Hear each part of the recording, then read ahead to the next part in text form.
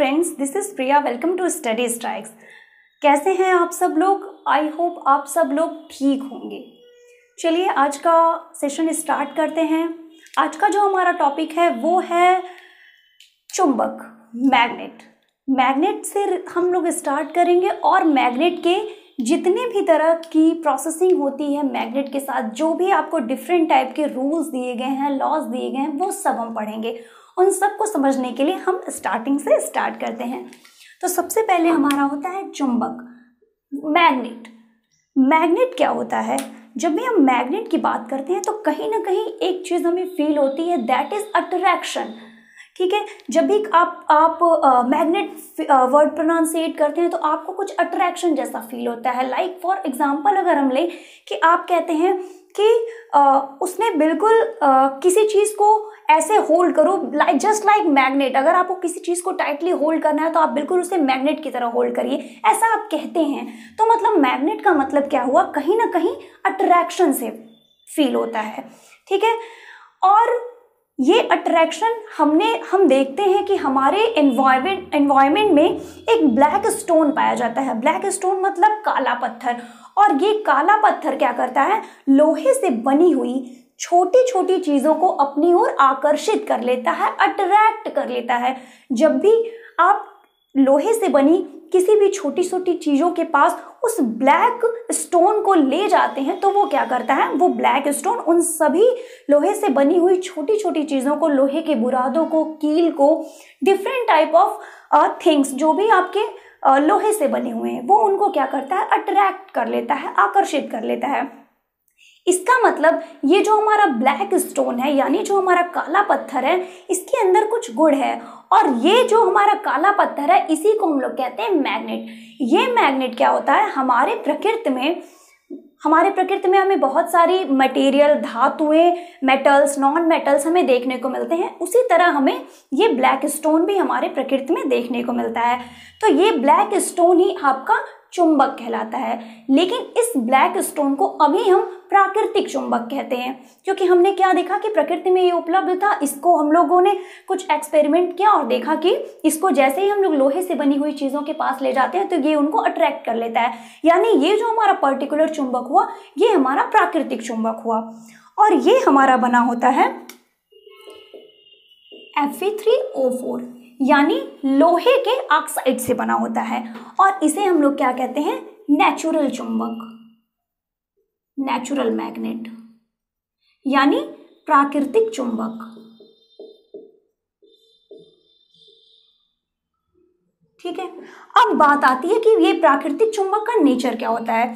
ये प्राकृतिक चुंबक का नेचर क्या होता है कि जब भी ये छोटा सा लोहा, आपका एक ब्लैक स्टोन होता है, ठीक है, ये किसी भी शेप का हो सकता है। ब्लैक स्टोन है, जो भी ब्लैक स्टोन जैसा भी है शेप में, तो ये ब्लैक स्टोन क्या करता है? इस ब्लैक स्टोन की एक और खासियत देखी गई है कि जब इस ब्लैक स्टोन को हम स्वतंत्रता पूर्वक यानी फ्रीली इसके गुरुत्व केंद्र से होकर लटकाते हैं तो ये चुंबक क्या करता है? ये हमेशा नॉर्थ और साउथ डायरेक्शन में ठहर जाता है। जब भी आप किसी चीज को लटकाते हैं तो वो चीज क्या करती है? वो मतलब वो थोड़ी सी मूव करती है। ठीक है, लेकिन अगर हम चुंबक की, इस प्राकृतिक चुंबक की बात करें तो जब भी हम इसे इसके गुरुत्व केंद्र से लटकाते हैं, फ्रीली लटकाते हैं धागे में बांध के या किसी भी चीज के द्वारा, तो ये क्या करता है? नॉर्थ और साउथ में ठहर जाता है। मतलब उत्तर और दक्षिण दिशा में ये ठहर जाता है। ये इसकी खासियत होती है।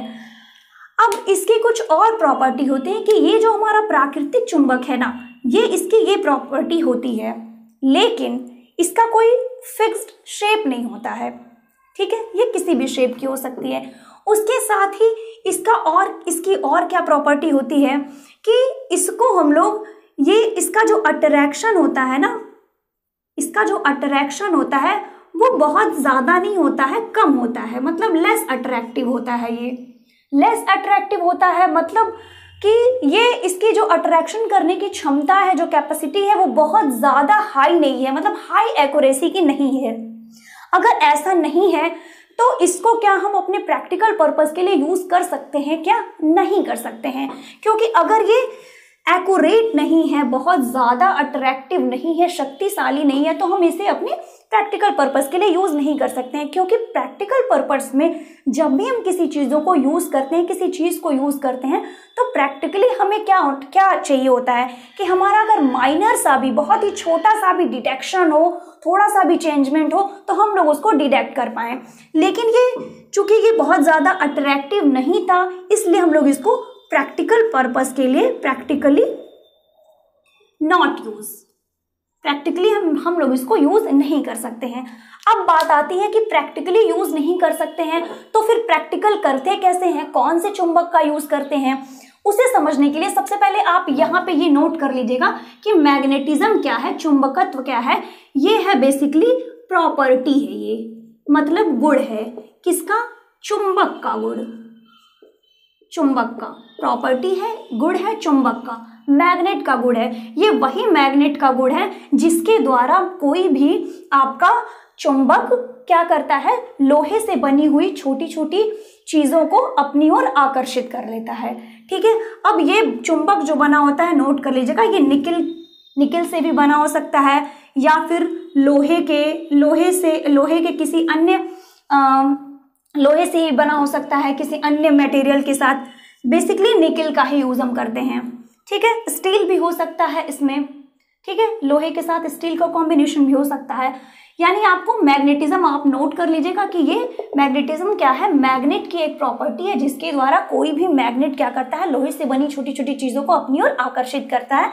That property is called magnetism, यानी चुंबकत्व। ठीक है, तो अब देखते हैं हम लोग आगे की चीजें। हाँ, तो अब हमें देखना है कि अगर ये प्राकृतिक चुंबक प्रैक्टिकली यूज में नहीं था तो फिर प्रैक्टिकल हम लोग करते कैसे हैं, कौन से चुंबक को यूज करके करते हैं। तो चलिए देख लेते हैं। ये तो हुआ हमारा नेचुरल मैग्नेट। जब इसमें ऐसे गुण थे कि हम लोगों ने इसके कुछ गुण देखे जो काफ़ी हेल्पफुल थे हमारे एक्सपेरिमेंट्स के लिए, लेकिन हमने देखा कि ये हमारा प्रैक्टिकली यूज़ करने के लिए नहीं है, बहुत ज़्यादा अट्रैक्शन नहीं है। तो फिर हमने क्या बनाया, आर्टिफिशियल चुंबक बनाया, आर्टिफिशियल मैग्नेट बनाया। ठीक है, आर्टिफिशियल मैग्नेट मतलब कृत्रिम चुंबक। अब ये जो हम लोगों ने आर्टिफिशियल मैग्नेट बनाया तो हम लोगों ने इसमें निकल का यूज़ किया, डिफरेंट टाइप के स्टील का यूज़ किया, लोहे के साथ उसका यूज़ किया, और फिर हमने एक आर्टिफिशियल मैग्नेट बनाया। इन आर्टिफिशियल मैग्नेट में हमारा होता है bar magnet. Bar magnet Hindi में आप इसे कहते हैं दंड चुंबक। मेन हमारा क्या था कि हम इसके अट्रैक्शन को ज्यादा से ज्यादा अट्रैक्टिव बनाएं, तो हम लोगों ने निकल, लोहे, स्टील, डिफरेंट टाइप के मटेरियल का यूज करके लोहे के साथ, और हमने आर्टिफिशियल चुंबक बनाया यानी आर्टिफिशियल मैग्नेट बनाया। अब ये जो आर्टिफिशियल मैग्नेट था, ये यहाँ पे मैंने क्या बताया था कि इसकी कोई फिक्स साइज नहीं होती थी जो हमें नेचुरली जो हमें मिलती थी, जो हमें मैग्नेट मिलते थे। लेकिन दंड चुंबक जो बनाया, बार मैग्नेट बनाया, ये हमने बनाया ये क्या होती थी, लोहे की पट्टियां होती थी। क्या होती थी, स्ट्रिप्स होती थी लोहे की। ये लोहे की स्ट्रिप होती थी और इनका साइज कैसा होता था, ये रेक्टेंगुलर होती थी। रेक्टेंगुलर मतलब आयताकार। ठीक है, इनके अंदर भी वही प्रॉपर्टीज थी। क्या प्रॉपर्टीज थी कि ये भी स्वतंत्रता पूर्वक लटकाने पे, अपने गुरुत्व केंद्र के सापेक्ष स्वतंत्रता पूर्वक लटकाने पे, फ्रीली हैंग करने पे ये क्या होते थे, ये हमेशा नॉर्थ साउथ में एग्जिस्ट करते थे। ये भी हमेशा नॉर्थ साउथ में रुकते थे। ठीक है, उसके साथ ही इसमें और भी कुछ प्रॉपर्टी हुई कि ये रेक्टेंगुलर साइज का था, पतले पतले स्ट्रिप्स होते थे, और ये इसमें क्या होता था कि ये बहुत ही इनका जो अट्रैक्शन था वो बहुत ज़्यादा था, मोर था। ठीक है, ज़्यादा से ज़्यादा अट्रैक्शन करते थे ये चुंबक जो होते थे। इसके साथ ही इनकी और भी प्रॉपर्टी थी कि अगर मान लीजिए ये आपका एक बार मैग्नेट है और इस बार मैग्नेट को मैंने बीच से तोड़ दिया, अगर आपने इस बार मैग्नेट के कई सारे टुकड़े कर दिए, ठीक है, मान लीजिए मैंने यहाँ पे 3 टुकड़े कर दिए और ये हमारा N और S एज इट इज था, इसके हम लोगों ने 3 टुकड़े कर दिए, तो फिर उसके बाद भी ये हमेशा अपनी प्रॉपर्टी होल्ड कर लेता है। जैसे ही आप इसे कट करते हैं ये फिर से अलग अलग जो भी आप लोगों ने इसके अलग अलग टुकड़े किए हैं, ये फिर उस ईच जो भी आप इसके ईच स्ट्रिप्स बनाएंगे, अलग अलग टुकड़े बनाएंगे, अलग अलग टुकड़ा जो होता है वो फिर से पहले वाली मेन जो हमारा स्ट्रिप था उसकी प्रॉपर्टी को होल्ड कर लेता है। ठीक है, मतलब ये फिर से वही सारे पोल्स में एग्जिस्ट करने लगेगा जैसे ये हमारा पहले था। मतलब इसकी प्रॉपर्टी जो होती है वो चेंज नहीं होती है। ठीक है, ये इसकी क्वालिटी हुई। अट्रैक्शन ज़्यादा था, रेक्टेंगुलर साइज हो गया, इसको कट करने पे भी ये हमेशा नॉर्थ साउथ में ही एग्जिस्ट कर रही थी, स्वतंत्रता पूर्वक लटकाने पर भी ये हमेशा नॉर्थ साउथ में एग्जिस्ट करती थी। अब इसे हम लोग देखने के लिए एक कंपास का यूज करते हैं। आप लोगों ने देखा भी होगा समथिंग, ये कुछ इस तरह से होता है, लाइक ये कुछ कंपास होता है। जब भी आप इसके लोहे के, मतलब जो भी आपका ये बार मैग्नेट है, इसके पास आप जब इसे ले जाते हैं तो इसमें कुछ डिफ्लेक्शन होता है। ठीक है, तो इस कंपास निडल, ये हमारा कंपास निडल होता है, ये एक सुई होती है। इसके पास जब भी हम लोग इसके बार मैग्नेट के पास ले जाते हैं तो इसमें क्या होता है, डिफ्लेक्शन होता है। ठीक है, इधर जैसे भी होगा डिफ्लेक्शन होगा।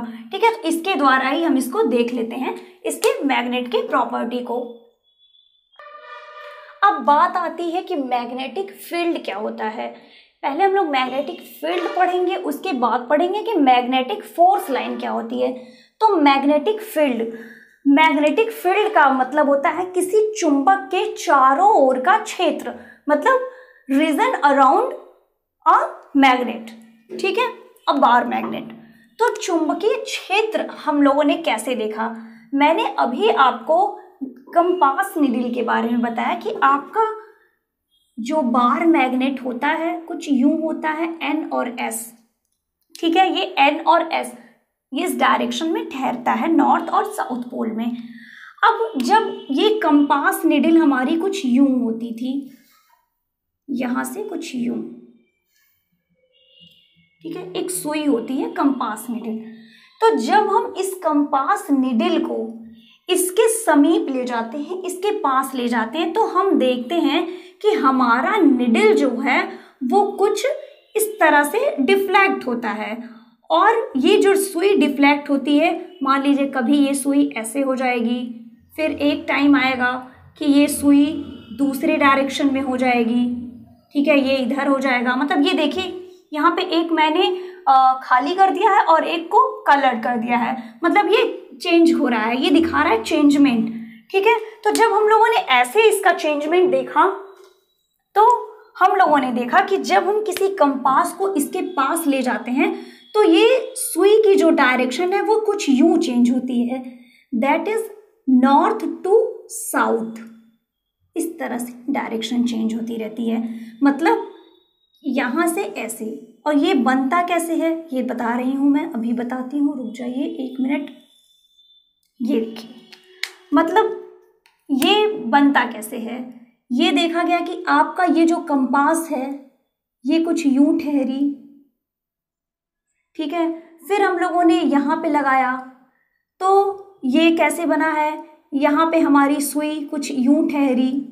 ठीक है, तो जैसे जैसे हमारी सुई ठहरती है, मतलब जहां जहां जितने रेंज में ठहरती है वही सारे रेंज जो होते हैं वो हमारे हो जाते हैं मैग्नेटिक फील्ड। मतलब इस बार मैग्नेट के चारों तरफ का वो सारा क्षेत्र जहां पे अगर हम कंपास को ले जाएं और कंपास क्या करे, मूव करे, कंपास में डिफ्लेक्शन उत्पन्न हो, वो सारे हमारे एरिया क्या कहलाते हैं, ये हमारा कहलाता है चुंबकीय क्षेत्र। ठीक है, ये पूरा एरिया हमारा चुंबकीय क्षेत्र कहलाता है। ठीक है, अब मान लीजिए चुंबकीय क्षेत्र यहीं तक का सीमित है, मतलब अगर आप कंपास निडल को यहाँ पे ले आए तो वो डिफ्लेक्ट होगा, यहाँ पे ले आए तो वो डिफ्लेक्ट होगा, यहाँ पे ले आए डिफ्लेक्ट होगा, यहाँ ले आए डिफ्लेक्ट होगा, इधर इधर। लेकिन अगर मैंने यहीं तक का रेंज कहा है कि यही मैग्नेटिक फील्ड है, यहीं तक का रेंज है, तो अगर आप कंपास को यहाँ ले आएंगे तो वो डिफ्लेक्ट नहीं होगा। ठीक है, आ गई बात समझ में कि मतलब वो किसी भी बार मैग्नेट के चारों ओर का वह क्षेत्र, वह रीजन जहां पे हम किसी कंपास निडल को ले जाते हैं और उस निडल में क्या होता है, डिफ्लेक्शन होता है। ठीक है, वो सारा एरिया क्या कहलाता है, चुंबकीय क्षेत्र कहलाता है। अब बात आती है ये जो हमारा बन रहा है, अब चुंबकीय क्षेत्र मान लीजिए ये यहां से यहां तक का चुंबकीय क्षेत्र है, लेकिन मैंने ये लाइंस कैसे बनाई, ये लाइन मैंने जो बनाई, इसी लाइन को हम कहते हैं चुंबकीय बल रेखाएं।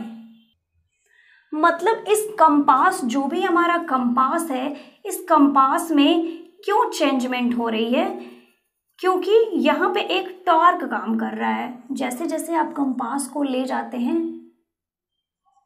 ये हमारा एक टॉर्क काम करता है, मतलब बल आघूर्ण आरोपित होता है, और इसी बल आघूर्ण के कारण ये जो हमारा कंपास होता है वो डिफ्लेक्ट करता है।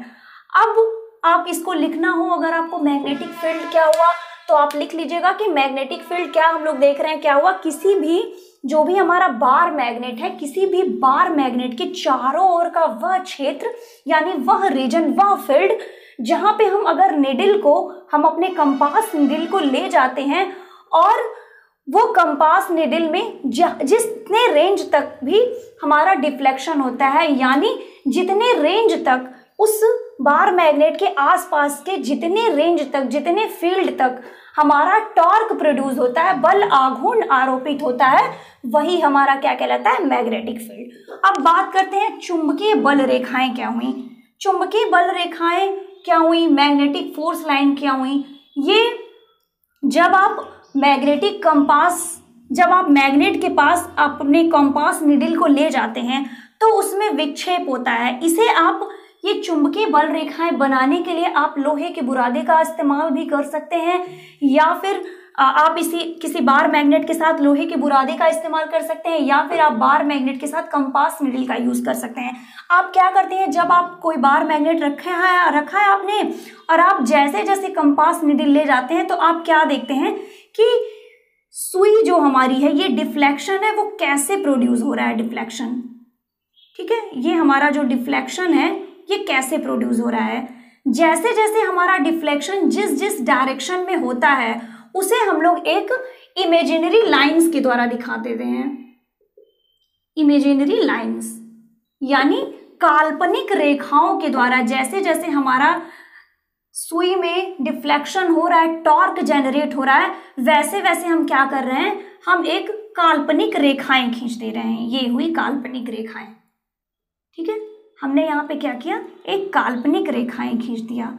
मैंने अभी बताया आप इसका एक्सपेरिमेंट करते हैं, आप इसका एक्सपेरिमेंट करने के लिए बार मैग्नेट के साथ लोहे के बुरादे का इस्तेमाल कर सकते हैं, या फिर कंपास निडल का यूज करके आप देख सकते हैं कि इसके आसपास जो भी मैग्नेटिक फील्ड के रेंज में ही जैसे जैसे आप अपने निडल को ले जाएंगे, निडल की डायरेक्शन जैसे जैसे मिलती जाएगी, आप उन सभी डायरेक्शन पे एक इमेजिनरी लाइन शो कर देते हैं, एक काल्पनिक रेखाएं खींच देते हैं।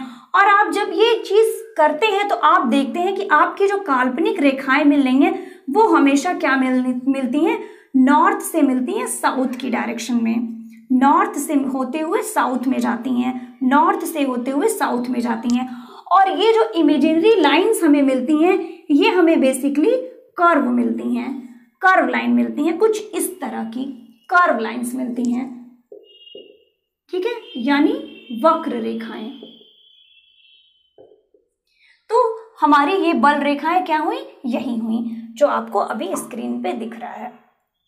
ठीक है, यहाँ तक की चीजें आपको आई थिंक समझ में आ गई हुई। ये सभी वही हैं, जैसे जैसे आपको ये सारी सिर्फ मैग्नेटिक फील्ड के रेंज तक ही मिलेंगी, जो भी आपकी मैग्नेटिक फोर्स लाइन मिलेंगी। आप ऐसे ही आप चेक कर सकते हैं, फिर और आगे जा सकते हैं। जैसे ही आप ज़्यादा आगे, जैसे ही आप मैग्नेटिक फील्ड को क्रॉस करेंगे, आपको ये मैग्नेटिक फोर्स लाइन मिलना बंद हो जाएंगी। ठीक है, और आप उसको इमेजिनरी लाइन को इस तरह से शो करके देखते हैं तो आप देखते हैं कि वो हमारी ये कुछ यूं कर्व लाइंस मिल रही हैं। ये डेफिनेशन है, अगर आपको नोट करना है तो आप नोट कर लीजिए कि किसी चुंबक के चारों ओर का वह क्षेत्र जिसमें किसी मैग्नेटिक नीडल यानी चुंबकीय सुई पर एक बल आघूर्ण यानी टॉर्क आरोपित होता है या फिर प्रोड्यूस होता है, जिसके कारण वह निडल हमारी क्या होती है, एक निश्चित दिशा में ठहरती है, उसे हम चुंबकीय क्षेत्र कहते हैं। और चुंबकीय क्षेत्र में बल रेखा यानी मैग्नेटिक फोर्स की बात की गई तो वो क्या है, हमारी इमेजिनरी लाइन है यानी काल्पनिक रेखाएं हैं जो मैग्नेटिक फील्ड की डायरेक्शन को रिप्रेजेंट करती हैं। डायरेक्शन क्या होती है, कॉन्टिन्यूअस डायरेक्शन। जैसे जैसे हमारा मैग्नेटिक फील्ड का डायरेक्शन हमें मिलता है उसी को हम लोग इमेजिनरी लाइन से दिखा दे रहे थे और वही हमारी हो जा रही थी चुंबकीय क्षेत्र में हमारी बल रेखाएं। यहीं से मैग्नेटिक फील्ड का जो हमारा कंसेप्ट हम लोगों ने अभी देखा, मैग्नेटिक फील्ड जैसे जनरेट हो रहा था, इसी कंसेप्ट को आगे मानते हुए हमारे एक वैज्ञानिक थे मिस्टर एच.सी. ऑर्स्टेड। इन्होंने क्या देखा कि ये मैग्नेटिक फील्ड जैसे देखा उन्होंने कि जैसे मैग्नेटिक फील्ड जनरेट हो रही थी, मतलब क्या हो रहा था कि किसी चुंबक के चारों ओर क्या होती थी, एक मैग्नेटिक फील्ड जनरेट होती थी, मतलब वो सारा रेंज जहां पे उस चुंबक का गुण पाया जाता था। ठीक है, तो उस चुंबकीय क्षेत्र यानी मैग्नेटिक फील्ड का स्टडी उन्होंने किया और ऑर्स्टेड ने एक नया एक्सपेरिमेंट किया। ठीक है, क्या किया मिस्टर एच.सी. ऑर्स्टेड। ठीक है, इन्होंने 1820s में अराउंड 1820s में इन्होंने अपना एक एक्सपेरिमेंट किया। इन्होंने क्या कहा कि अगर मैग्नेट के चारों ओर मैग्नेटिक फील्ड जनरेट हो रहा है, जहां पे हमारी सुई जो हमारी निडल थी, मैग्नेटिक निडल थी एक्चुअली, वो हमारी क्या होती थी, डिफ्लेक्ट होती थी। तो उन्होंने कहा कि उन्होंने एक एक्सपेरिमेंट किया कि उन्होंने एक क्लोज्ड सर्किट बना दिया, एक कंडक्टर वायर लिया और उसको उन्होंने क्या किया, एक बैटरी से कनेक्ट कर दिया। ठीक है, उस कंडक्टर वायर को उन्होंने बैटरी से जब कनेक्ट किया, कनेक्ट करने के बाद उसमें क्या होता था, करंट फ्लो होने लगा। मतलब आप एक क्लोज्ड लूप बना दीजिए या फिर क्लोज्ड पाथ बना दीजिए एक कंडक्टर को बैटरी से कनेक्ट करके, तो उसमें धारा जरूर प्रवाहित होगी। और उसी जो हम इनका होल सिस्टम था, ये जो सिस्टम था, उसी सिस्टम के पैरेलल में उन्होंने एक कंपास निडल लगा दी। ठीक है, कंपास निडल उन्होंने उसी के पैरेलल में रख दी। अब उन्होंने कुछ चेंजमेंट देखा, कुछ प्रयोग किया और उन्होंने कुछ चेंजमेंट देखा। चेंजमेंट उन्होंने क्या देखा, जब उन्होंने उनकी जो होल सर्किट थी जिसमें करंट फ्लो हो रही थी, जब करंट फ्लो नहीं हो रही थी, जब सर्किट क्लोज नहीं था, तब जब उन्होंने उस कंपास को उस होल सर्किट के पैरेलल में रखा था, समांतर में रखा था, तो उस कंपास में कोई भी किसी भी प्रकार का डिफ्लेक्शन नहीं होता था। जैसे अगर मैं देख लूं, आपको बता देती हूँ, यहाँ जब हम लोगों ने मैग्नेटिक फील्ड के कॉन्सेप्ट को देखा था तो हम लोगों ने उसे पढ़ लिया। अब उसी मैग्नेटिक फील्ड के कॉन्सेप्ट को आगे बढ़ा के 1820 में मिस्टर एच.सी. ऑर्स्टेड ने एक एक्सपेरिमेंट किया इसी मैग्नेटिक फील्ड को बेस मान के। उन्होंने एक एक्सपेरिमेंट किया, उन्होंने एक कंडक्टर वायर लिया, ये मान लीजिए आपका कंडक्टर वायर है AB, आपका चालक तार है। ठीक है, ये यही AB है, एक कंडक्टर वायर लिया। इस कंडक्टर वायर को एक बैटरी से कनेक्ट किया। ठीक है, ये एक बैटरी से कनेक्ट किया, हर जगह वही है। एक बैटरी से कनेक्ट करने के बाद यहाँ पे एक प्रेशर की लगा दिया, प्रेशर की यानी दाब कुंजी। अब यहाँ पे उन्होंने, ये उनका पहला सिस्टम, मतलब ये सिस्टम का उनका फर्स्ट अरेंजमेंट था, पहला अरेंजमेंट ये था, दूसरा अरेंजमेंट ये है और तीसरा ये है। तो फर्स्ट अरेंजमेंट में क्या किया उन्होंने, एक कंडक्टर वायर लिया, जो यहाँ पे मैंने AB लिया है, और इस कंडक्टर वायर को एक बैटरी से कनेक्ट कर दिया और यहाँ पे एक प्रेशर की लगा दी। और इसी होल अरेंजमेंट के पैरेलल में यानी समांतर में एक मैग्नेटिक कंपास ले लिया। मैग्नेटिक कंपास ले लिया। क्या देख रहे थे हम लोग मैग्नेटिक फील्ड में कि ये मैग्नेटिक कंपास है यानी चुंबकीय सुई है। इसका मतलब ये तभी डिफ्लेक्ट होती है जब कोई इसे मैग्नेटिक फील्ड मिलता है, ठीक है, क्योंकि ये मैग्नेटिक कंपास है या निडल। यहां पे उनका ये फर्स्ट अरेंजमेंट था, उन्होंने ये कर दिया। इसके बाद उन्होंने इस प्रेशर की को सेकंड अरेंजमेंट में उन्होंने क्या किया कि ये उनका जो प्रेशर की था इसको इन्होंने क्लोज कर दिया। यहाँ पे देखिए ये हमारा सर्किट जो दिख रहा है ये क्लोज सर्किट नहीं है, मतलब हमारा ये जो सर्किट है होल वो बंद नहीं है। बंद नहीं है मतलब इसमें कोई करंट नहीं फ्लो होगी, तो यहाँ पे देखिए कोई करंट नहीं फ्लो हो रही है। जैसे ही इन्होंने इसको क्लोज किया, प्रेशर की को बंद कर दिया, क्लोज कर दिया, तो उन्होंने क्या देखा कि एक करंट फ्लो होने लगी, ठीक है, कुछ यूं करंट, इसे ही करंट लिया गया, ये करंट की डायरेक्शन है।